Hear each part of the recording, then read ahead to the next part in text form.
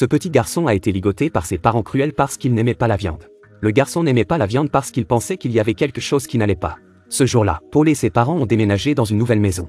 C'est la 5e fois qu'ils déménagent cette année. La mère de Paul semblait très heureuse. Mais Paul était très froid et avait même un peu peur. Parce qu'il déménageait tout le temps et que son père et sa mère se comportaient bizarrement. Cette nuit-là, Paul n'arrivait pas à dormir. Il a poussé la porte et est sorti. Mais il est tombé sur ses parents, qui avaient un liquide rouge sur la bouche. Voyant son fils apparaître soudainement, la mère de Paul a eu l'air choquée et l'a immédiatement ramené dans sa chambre. Paul soupçonne ses parents de lui cacher quelque chose. Paul est entré dans une nouvelle école et on lui a donné des devoirs. Mais le cahier de devoirs de Paul contient une scène sanglante. L'enseignant a immédiatement appelé la mère de Paul. La mère et le professeur ont dit qu'ils ne savaient pas ce qui se passait. Paul a raconté à sa meilleure amie Marie ce qu'il se demandait. Marie lui dit d'aller sur le lieu de travail de son père pour savoir ce qui se passe. Le lendemain, Paul se rend à la morgue. Son père est technicien en autopsie. Un peu plus tard, son père est entré. Lorsqu'il a vu son père entrer, Paul s'est précipité pour se cacher sous le lit. Paul a vu son père en train d'éventrer le corps et a laissé tomber le scalpel par terre. Paul l'a ramassé. Alors que le père de Paul se penchait pour le chercher, un bruit se fit entendre sur le côté. Paul en a profité pour s'enfuir. Plus tard dans la soirée, alors que la famille mangeait, Paul a accidentellement laissé tomber le scalpel sur le sol. Son père a remarqué quelque chose d'inhabituel et a deviné que Paul était allé à la morgue, mais il n'a rien dit.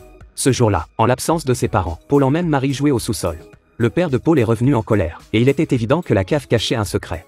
La famille n'achète jamais de viande, mais la maison n'en manque jamais, qu'il s'agisse de viande maigre, de viande grasse ou de foie. Paul n'a pas pu se retenir plus longtemps. Il a posé sa question à table, d'où vient toute cette viande? Maman a ri et a répondu, de notre réfrigérateur, bien sûr. Paul a continué à poser des questions, ce qui a apparemment irrité sa mère, qui l'a envoyé au lit à l'étage avant qu'il n'ait suffisamment mangé. Les cauchemars de Paul se sont poursuivis toute la nuit, l'image de ses parents mangeant de la viande résonnant dans sa tête. Voulant savoir d'où venait la viande, il se faufile dans la cave pendant que ses parents dorment. Mais ce qu'il voit, c'est une jambe de femme, et Paul retourne en courant dans sa chambre. Le lendemain, Paul a raconté l'incident à son professeur principal. Mais le professeur ne le croit pas et ils vont au sous-sol de sa maison. Ils n'ont trouvé que des rats dans la cave. Le professeur est allé de l'avant et n'a rien trouvé. À ce moment-là, un corps a soudainement roulé vers le bas et le professeur a crié. Les parents de Paul sont rentrés à la maison. Paul s'est enfui et est allé s'allonger dans sa chambre. L'instituteur sortit de la cave pour chercher Paul, mais il fut assommé par le père de Paul à coups de batte de baseball. Ce soir-là, les parents de Paul ont organisé un barbecue dans la cour. Le garçon est ligoté par ses propres parents parce qu'il ne mange pas de viande. Maman ouvre le couvercle de la marmite et on y trouve un barbecue fait avec la viande de la maîtresse de classe de Paul.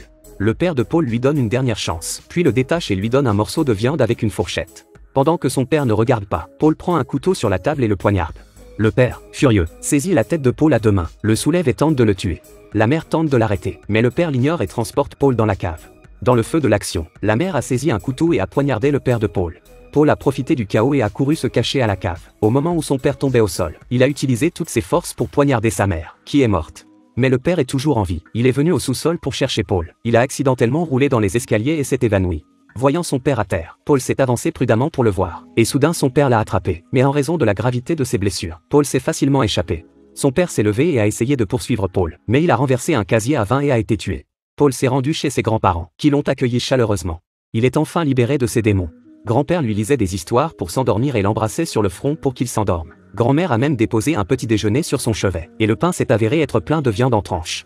Il s'avère que papa et maman ont hérité de leur hobby de grand-père et grand-mère. C'est tout pour ce film. Nous nous reverrons la prochaine fois.